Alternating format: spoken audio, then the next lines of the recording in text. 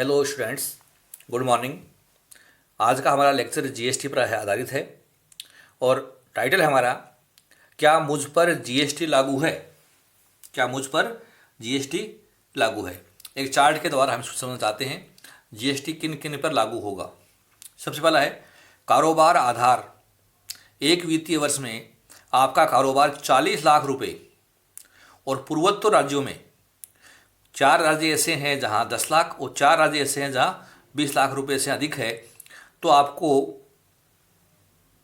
आपके ऊपर जीएसटी के प्रावधान लागू होंगे। तो कारोबार आधार पर बताया कि 40 लाख रुपए से अधिक टर्नओवर है और पूर्वोत्तर जो राज्य हैं उनमें 10 लाख या 20 लाख से अधिक टर्नओवर है तो आप पर जीएसटी लागू है। माल या सेवाओं की अंतर राज्यीय आपूर्ति करने वाले, अगर आप एक राज्य से दूसरे राज्य में माल या सेवाओं की आपूर्ति करते हैं तो समझिए आप पर जीएसटी लागू है।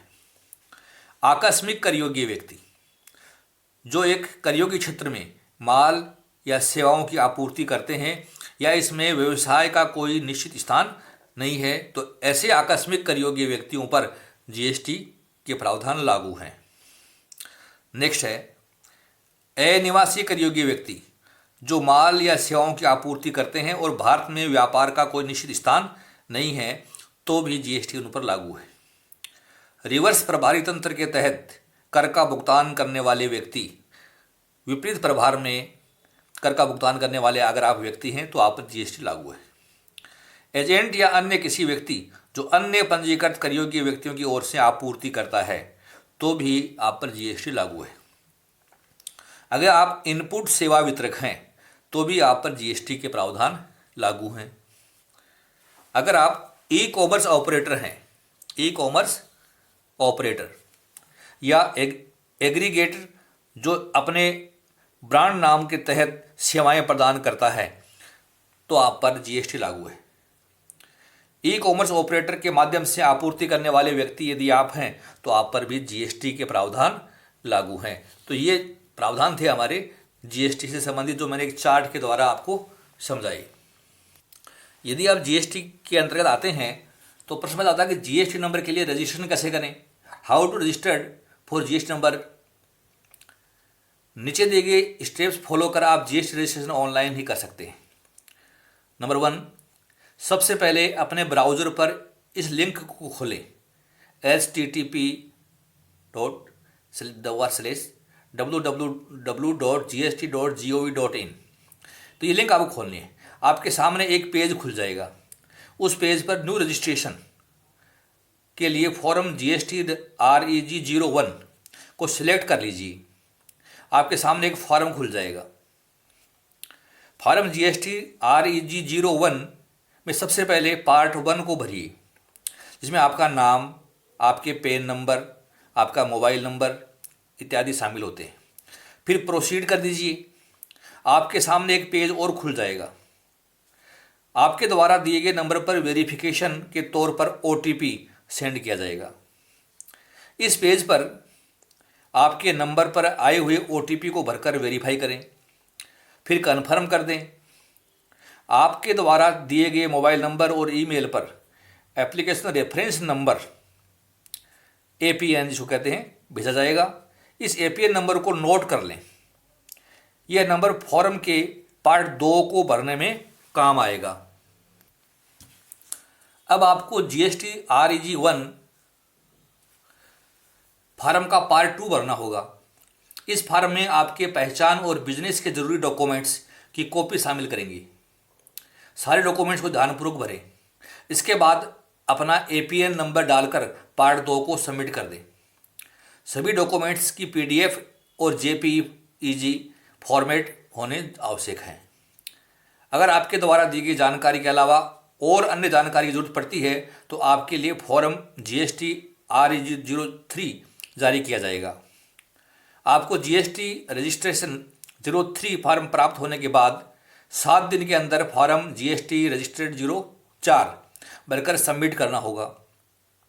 अब आपका जीएसटी रजिस्ट्रेशन प्रोसेस समाप्त हो गया है। अगर आपका रजिस्ट्रेशन कन्फर्म होता है तो 3 दिन के अंदर में फॉर्म जीएसटी REG 06 में रजिस्ट्रेशन सर्टिफिकेट जारी कर दिया जाएगा, जिसमें आपका जीएसटी नंबर शामिल होगा। यदि अगर आपके द्वारा दिया गया डिटेल सही नहीं होगा तो आपका रजिस्ट्रेशन फेल हो सकता है। फिर आपको फॉर्म GST REG05 के जरिए सूचित किया जाएगा। ये जो 7 बिंदु हैं इनको चार्ट के द्वारा मैं आपको बहुत सरल तरीके से समझाना चाहता हूँ। पंजीकरण की विधि संक्षेप में इस चार्ट के द्वारा बहुत आसानी से आप समझ सकते हैं step by step. First step है GST ऑनलाइन पोर्टल पर लॉग ऑन करें। फॉर्म ए पैन, मोबाइल और ईमेल भरें। पोर्टल OTP या ईमेल द्वारा आपके विवरण की पुष्टि करेगा। आपको ईमेल या मोबाइल के माध्यम से आवेदन संदर्भ संख्या मिलेगी, APN नंबर मिलेंगे। प्राप्त संख्या का उपयोग करके भाग B में भरें। आपके व्यवसाय के प्रकार के अनुसार आवश्यक दस्तावेज अपलोड करें। GST अधिकारी आपके आवेदन की पुष्टि करना शुरू करता है। 3 कार्य दिवसों के भीतर अधिकारी अधिक दस्तावेज या विवरण GST REG3 में पूछता है। 7 कार्य दिवसों के भीतर फॉर्म GST REG04 के साथ दस्तावेज प्रस्तुत करने के लिए आपसे कह सकते हैं। आपको जैसे ही आपने ये काम पूरा कर लिया 3 दिवसों के भीतर अधिकारी आपके GST आवेदन को मंजूर कर सकता है। अगर कोई दस्तावेज नहीं चाहिए तो डायरेक्ट मंजूरी दे सकता है। अब यहाँ जाइए, अधिकारी आपके GST आवेदन को खारिज भी कर सकता है और अगर मंजूर हो गया तो अधिकारी आपकी GST आवेदन को मंजूरी भी दे सकता है। दोनों स्थितियाँ आपके सामने आ सकती हैं। अगर खारिज हो जाए तो क्या करें? आपको GST REG05 में सूचित किया जाएगा। अधिकारी आपके GST आवेदन को खारिज कर सकता है। अगर खारिज कर दिया तो आपको GST REG05 में सूचित करेंगे और अगर खारिज नहीं किया है, आवेदन को मंजूरी दे दी है, तो 7 कार्य दिवसों के भीतर आपको GST रजिस्ट्रेशन 06 अर्थात आपका पंजीकरण का प्रमाण पत्र आपको प्राप्त हो जाएगा। तो इस चार्ट में संपूर्ण विधि मैंने आपको एक्सप्लेन की है। आप दोबारा इसको पढ़ सकते हैं। ऑनलाइन आप GST के लिए पंजीकरण स्वयं कर सकते हैं। हमें किसी भी प्रकार की किसी वकील की आवश्यकता इसमें नहीं है। हमें देखना है कि GST रजिस्ट्रेशन के लिए हमें कौन कौन से डॉक्यूमेंट्स आवश्यक है। तो आप समझिए, सबसे पहले हमें चाहिए अपना पैन कार्ड। हमें बिजनेस इनकॉर्पोरेशन सर्टिफिकेट चाहिए। हमारा व्यापार प्रारंभ होने का प्रमाण पत्र हमारे पास होना चाहिए।